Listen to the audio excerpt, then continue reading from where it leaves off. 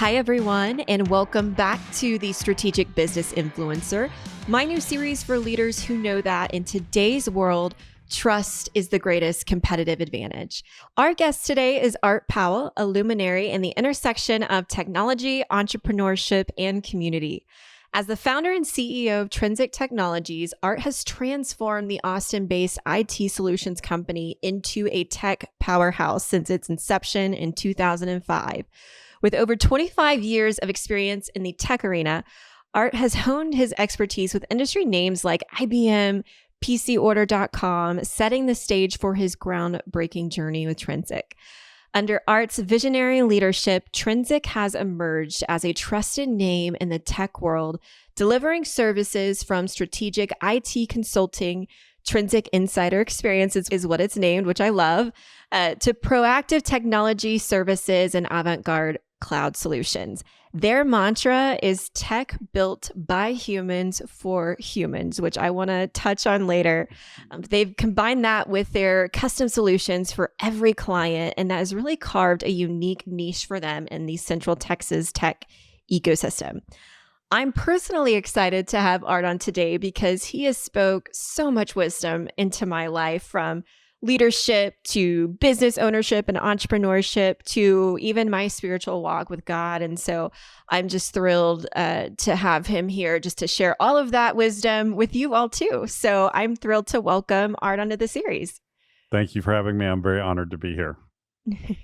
Well, Art, I want to talk about your journey first. So as I mentioned, you've spent over 2 decades in tech, from IBM, PCOrder.com, now to founding Trinsic back in 2005.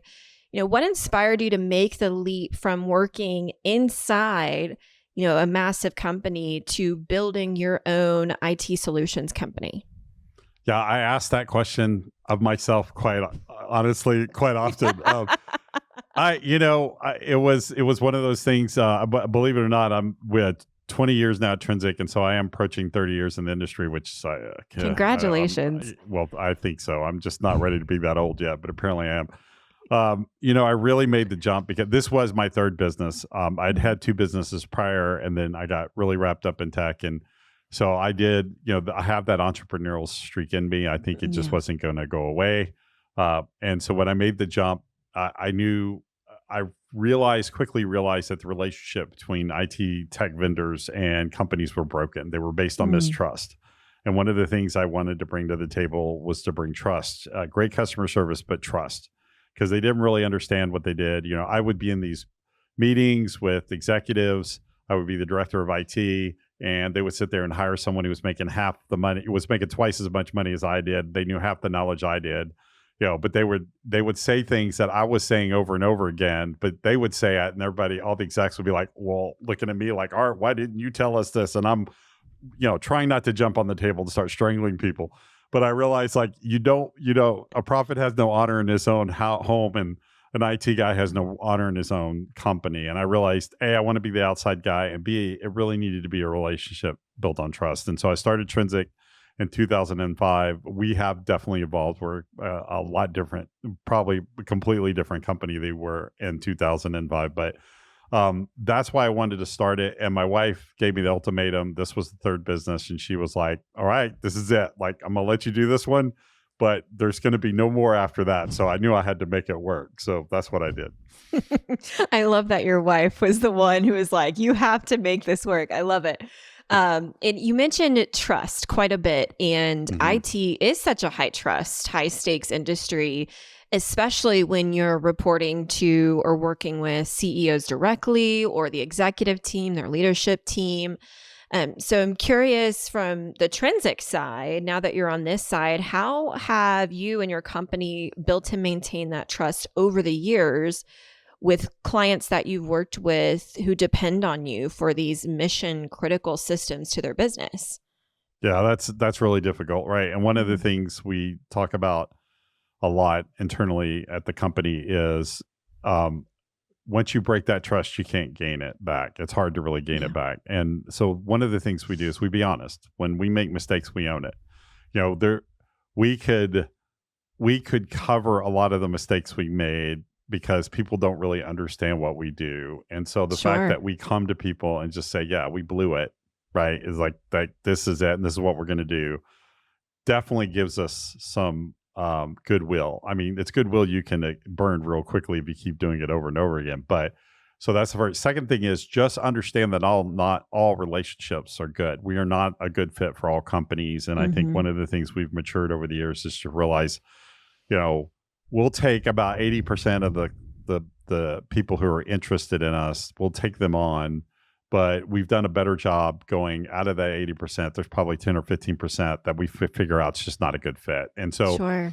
instead of trying to string the relationship along, right, Hmm. we at some point just say, look, this is not going to be a good fit, or we let the client kind of figure that out and come back to us and say, this is not going to be a good fit. And then we gracefully part ways. So I think two things any company, any vendor, any service company needs to do is number one, be honest when you screw up.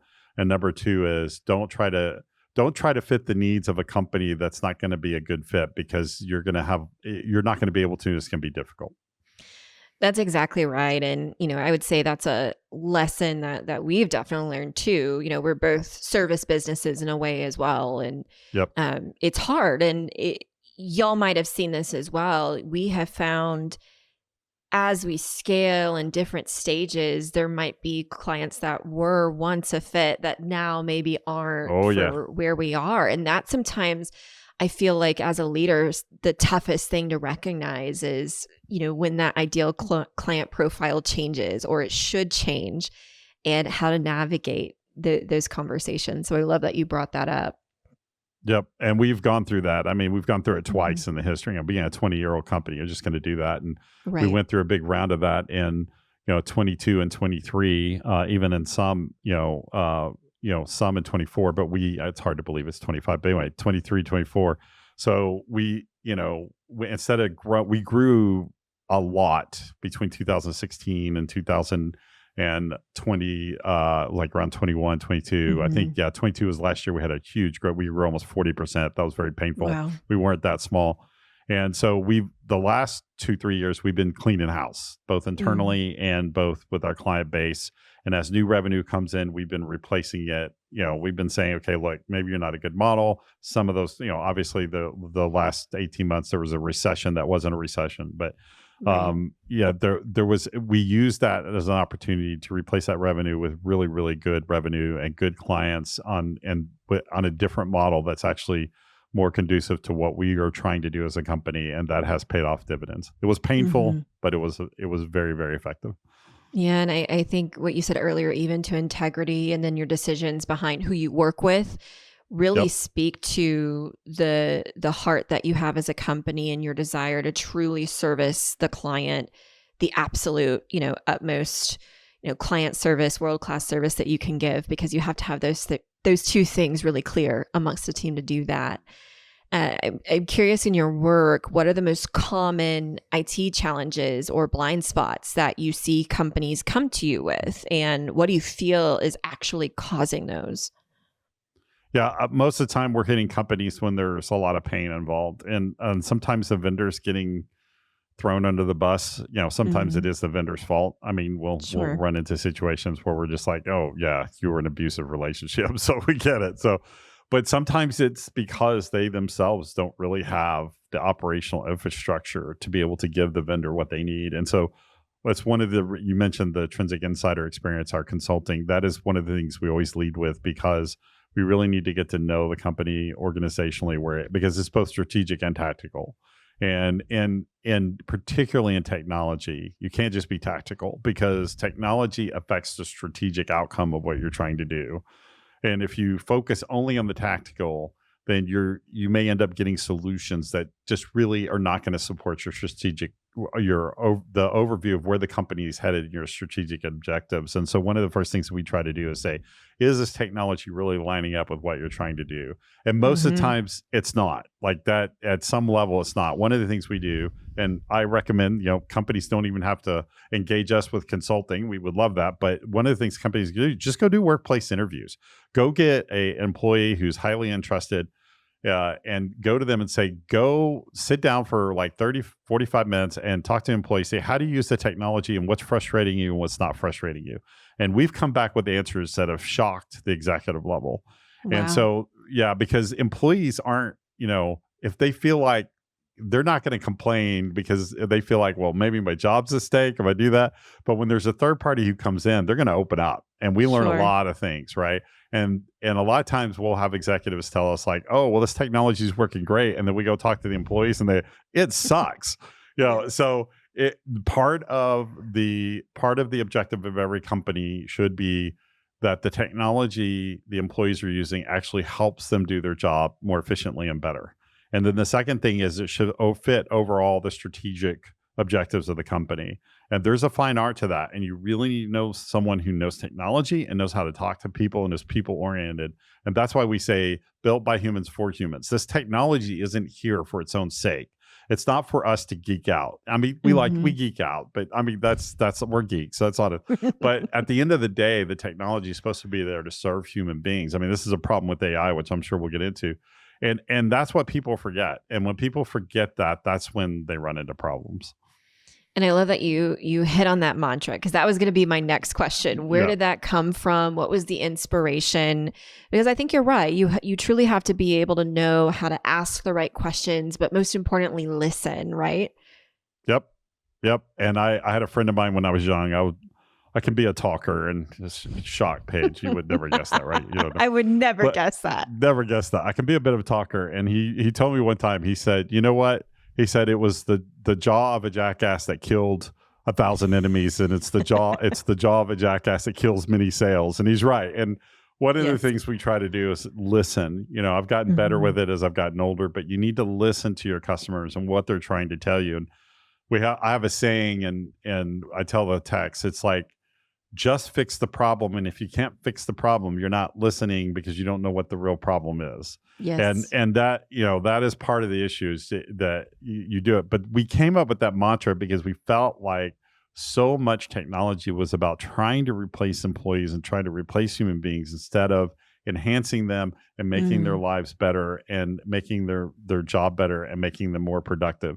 And we really, from the website, which doesn't look like a traditional MSP website, all the way to what we do day to day, we try to do everything to dispel that whole idea about that. It's not about it's about the technology. It's not, it is about humans. It's not about the technology.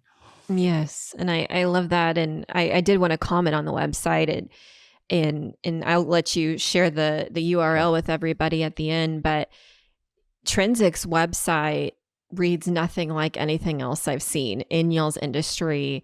It's also really easily consumable. So you would think when you go to an IT services website, I would not know what you're talking about. But with Trinsic's website, I do. It really clicks. And so as you went through that branding process, which I know who you did that with, and definitely shout them out, but I'm curious kind of what direction you gave, what was the behind the scenes brainstorm, because y'all rebranded, what was it, a few years back? Oh, it's long. Yeah, it was about 7-8 years back we rebranded. And it was Alter Endeavors, and they did a great job. And I just came to them and just basically said, I don't want a website that looks anything like a technical website. I want a website that looks like a customer service website, and that it's about people. And they did a brilliant job with it. We are about to revamp it, but it's still going to keep the same feel and the same purpose.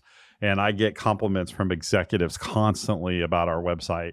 And that's really who we're trying to reach, right? We're not trying to reach the IT guy, the Saturday Night Live IT guy, who's like, get out of my way, And I just aged myself because there's a whole bunch of Gen Zs who have no idea what I'm talking about. It's like, go Google it. Anyway, but the whole thing is that we really wanted that right from the branding and everything, that we're about people, we're not about technology, and that has served us well.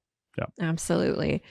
Now, I want to share some of the conversation we had just before pressing record. You were talking a lot about the exciting things, the future of the company, what y'all are getting into. And so, you've talked about previously how IT has shifted from being just back office function to really a driver of growth for a lot of companies. Yep. So how should CEOs rethink their tech strategy to create more of a competitive advantage rather than just, hey, let's keep the lights on, hey, let's stay secure? Yeah, that's a great question. That's the $10,000 question, and it would be 10 million now, I guess, inflation. But anyway, but the whole thing, what I try to tell CEOs and executives all the time is, if tech is just a cost, then it's not really being effective. It really should have an ROI on almost everything you're doing. And granted, there's some baseline costs like email and storage and backups, things like that. But those have become so commoditized and are so inexpensive. That's just the cost of doing business. But the Sure. rest of your technology stack, how you interact with your customers, how the employees interact with each other, there needs to be some kind of ROI. In other words, what is the cost? What is it costing me to do it? And how am I regaining that cost and then some by using technology? And if you don't, then you can end up spending money, or you begin to see tech as only a cost. And then you're not really taking full advantage of how the technology can really, really help you. And if we've got time, I'll give a quick example. So Yes, please. we had a customer who, when we signed them up, they were a manufacturing customer. When we signed them up, there was a when we did the workplace interview, there was one of the techs there, the engineers there, who's like, if you can solve this manual process I have to do every day, I could probably get 600 to $250,000 million worth of revenue more out the door every month. We're like, holy Toledo, why has anybody addressed this, right? And when we took him over client, that's exactly what we did. I mean, we got, and it did turn out to be like $700,000 a month more of revenue he could get out the door. I mean, so the amount of money that they spent to help us get that automated, the art was minuscule compared to the ROI. And a lot of times employees have like these hidden gems like that, and they just need to be asked, like, what can we do? Like, if we could automate something in your job, how that would be able for you to deal with a lot more revenue, what would that be? And so it's just asking those questions. But that is the kind of thing that people need to look for. That's the way you need to look at tech. And most people look at it as just another bottom line expense. And that is so short-sighted, particularly with AI where it's coming. That's so short-sighted, and that's not going to make you competitive. That is huge. Absolutely. And I love, asking that question. And we're going to get to AI in just a minute, but I want to ask you a quick follow-up. Sure. For a lot of leaders out there. At what point, whether it's, team size, revenue size, should CEOs be thinking about this? And then at what point should they be bringing a firm on, or maybe thinking about an in-house team? That's a good question. We get this all the time. I usually say, typically, when you have 5 employees, you're hiring families and friends, so you're fine. When you get to 10 employees, you're starting to get some people you don't know. You got to start thinking about security around 10. When you get to 15 and 20 employees, you now have the same problems as a Fortune 500 company, just at a much smaller scale. So I typically say 15 to 20 is where now some people like lawyers and things like that, they can be smaller and they have much more of a need. They're much more reliant on technology. So you can be smaller. But if you're really reliant on technology and you're smaller, you probably want to look at an outside firm. But when you get around 15, 20, you're getting complexity. Where do you store data? And the sooner, how do we share it? How do we share it securely? How do I interact with the customers on technology? And if you start early with this is where it's important, because what most companies do is they wait till around 40 or 50 employees to start asking those questions. Yes. And now they got a mess they got to clean up. And it's better if you start smaller, at a smaller size, and get some of that hashed out.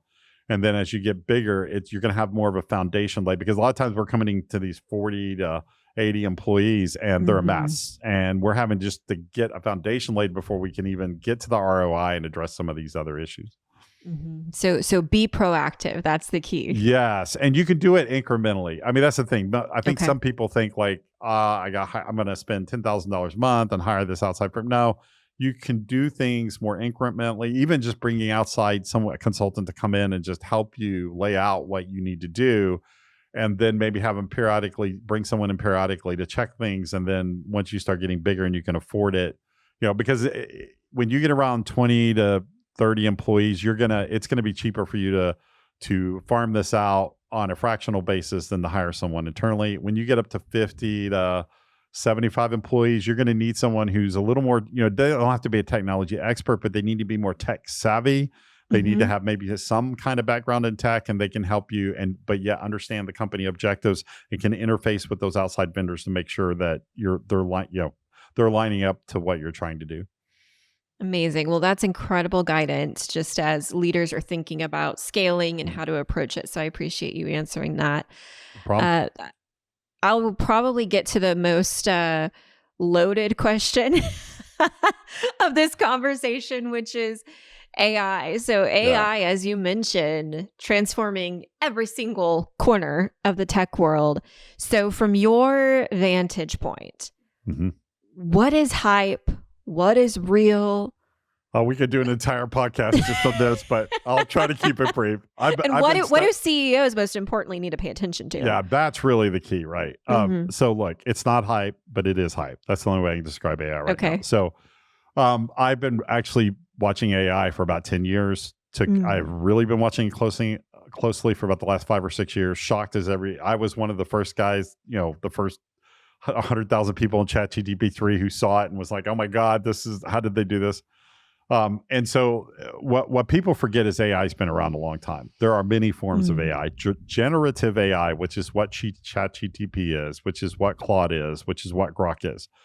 That's the new thing on the block. But there are a lot of other AIs that are out there. They've been working for a long, Waze uses AI. I mean, they've been using AI for a long time. They just don't have generative AI. And generative AI is great, but what it's done is it's kind of stolen the spotlight.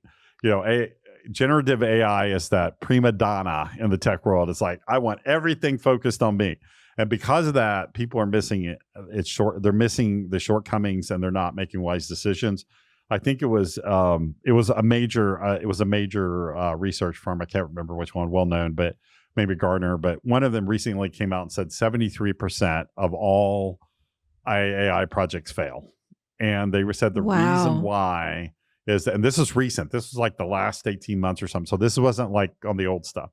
And they said the reason why, there was two main reasons why. Number one is they were trying to get the AI to do things it wouldn't do. That was number two, actually. The first problem was not involving employees in the AI, with the AI. So I could really go, and I'm not going to go down this rabbit hole. Maybe we could do a whole thing on AI just to discuss that. But the big problem is when first of all, you need your employees involved, because it's not going to work.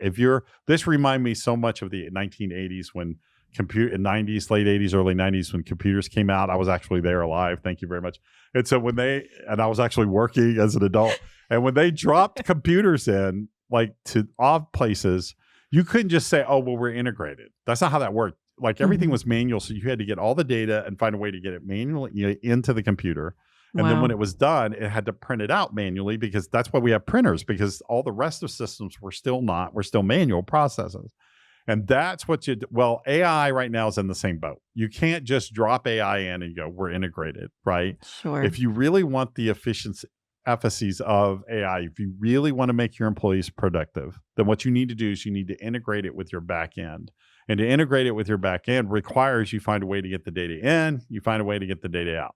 The other problem, and you need to interact with your employees, and what AI is really forcing companies to do, which they have not done well, and we're working up the food chain. We're getting bigger and bigger companies, and you would think when we're getting to those bigger companies that they would have more of their stuff together. They don't. That's just myth buster right there.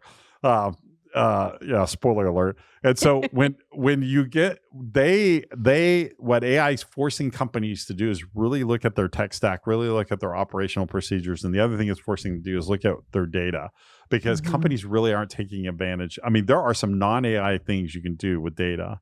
And so I would say with companies, and this is what we do, if you have an idea of what AI could do, you need to look at your ROI. We talked to a company that wanted to solve a problem that was costing about $1,000 a month in manual labor, and it would cost them about $5,000 a month to solve the problem. We're like, that's not a good use of AI, like generative AI. The other problem is AI doesn't do predictive things well. We came out with our first TAS product called Call Sniper, which basically helps QA people find bad calls, right? There are a lot of AI companies that are trying to get the AI agents to be the ones who are actually taking the first round of calls. Well, it's not Mhm. working. And I could have told them it's not going to work. Why? Because generative AI is all about, it always gives you a different answer. That's why it looks creative, because it's not going to tell you it may give you the same answer, but in different ways. Well, Mm. what does that mean? That means that AI does not do things well repetitively at all. And yet when you have agents answering a phone call, they're on a script. And so they're trying to get these generative AI agents to stay on a script, and it's not designed to do that. It's failing Mhm. miserably. Nobody can use the thing. It's as bad as the first web bots that came out on the chat bots that came out on the web. And so this is the problem if you're trying to use generative AI as because it's a great modeler, if you're trying to use it for predictive analysis, oh my gosh, it shines. It does incredible things. So this is so important for CEOs to know your tech stack, know how you have some good idea how you would integrate AI, because either you need to integrate it where there's a great ROI, or where there's like a functionality like with the predictive analysis that it's going to offer that you just simply couldn't do it in a traditional way. And then you need to know this. So you need to be aware of your operational stack, aware of how you would want to put the AI in. And then you need to find someone who's knowledgeable, who's going to tell you whether or not the AI is actually going to work well in that situation or not. So these are some really important things CEOs need to be thinking about. I love that. And I do feel like we could probably spend a whole nother episode just on this. I'm open to so it. valuable. I blog on it. I blog on it constantly. I talk about it on LinkedIn constantly. I talk about it ad nausea to my wife and my friends who are sick of hearing about it. So if I had a way to espouse this out, that they would be very, get it off my chest. Amazing. We will do it. We will do it. Yeah. So I want to be really clear here. So AI, I'm not saying ignore AI. Like LLM by itself, even without all the hype, is transformative. Okay. I just want to be very clear about that. But it's not going to replace human beings. It's not even close to that yet. And people need to understand that. But that doesn't mean you shouldn't be looking at it. And that doesn't mean you shouldn't be implementing it. Yeah. Sure. I think a few things that resonated with me that you said was, one, CEOs need to be involved and need to be creating strategy around this. Yes. But number two, you also have to have team members, employees involved as well. And I think, kind of from what I've seen, there's been a lot of assigning out, or, hey, y'all figure this out, or let's, hire someone in. But really the CEO needs to be just as involved. Yes, which absolutely. It needs to really fit crucial. the strategic objectives of your company. And that's what's and if you're going to use it, when you start implementing AI, employees are going to get really nervous, because right now AI is the perfect scapegoat for all these layoffs, right? Because it can't argue, right?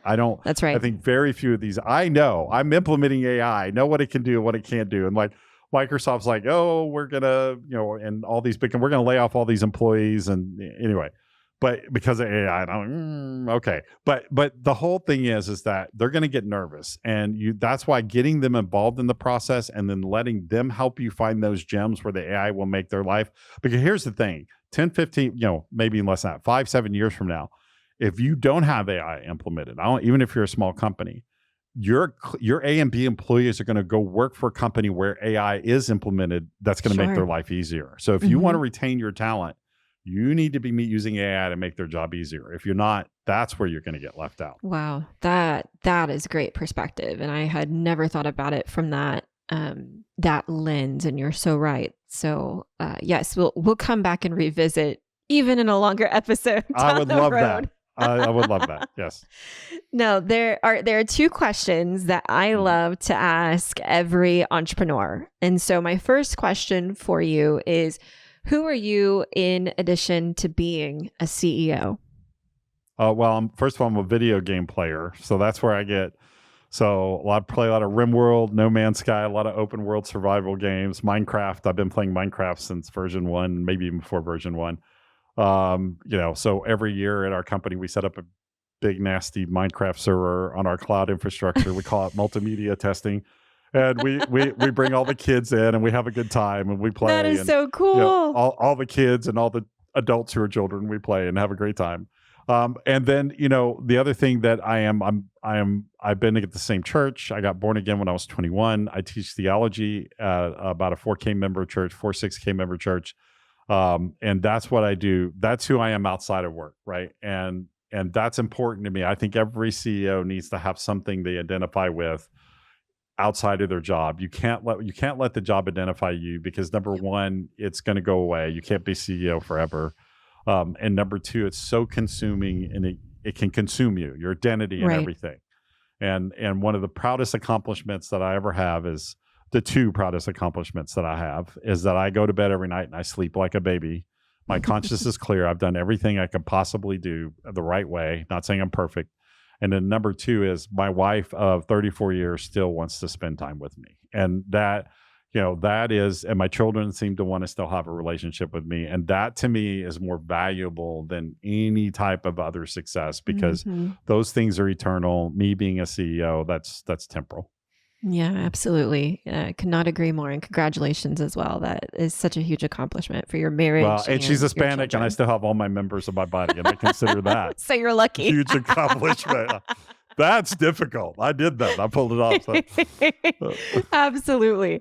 And then the second question I have for you is, what is the impact that you want to have at the end of every single day? Yeah, every single day I try to say, did I do my job? Did I do what I was supposed to do in such a way that would glorify God and glorify Jesus? Now, I can't say I always do that, but my impact every day is I want to draw people to Christ by what I do, not just by what I say. It's in our manual. It says that the founder of this company has based the morals in this culture based on his relationship with Jesus.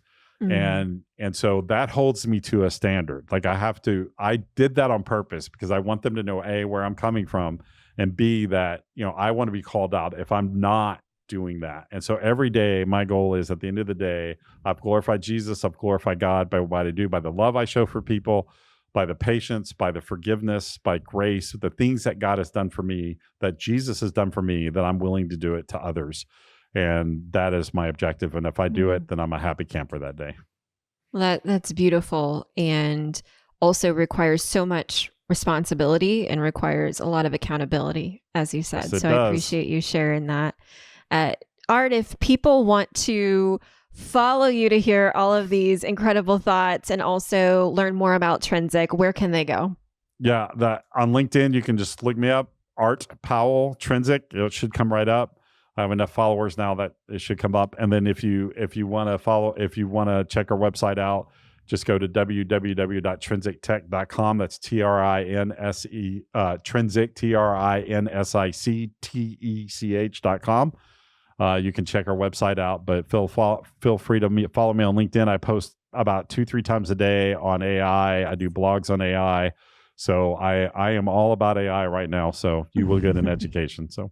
Yes, a huge amount of resources. And so I know your time is so valuable, Art. So I appreciate you just taking time to have this conversation, share your experience, your knowledge, and your heart with so many other leaders and entrepreneurs. And I can't wait until next time. Paige, pleasure always. And I was so honored to be here. You do such a great job at this. Kudos to you. I know that all of this is going to go so well. So I'm praying for you, and you just shine, girl. So you do a great job. Thank you so much. And we'll see you all next time.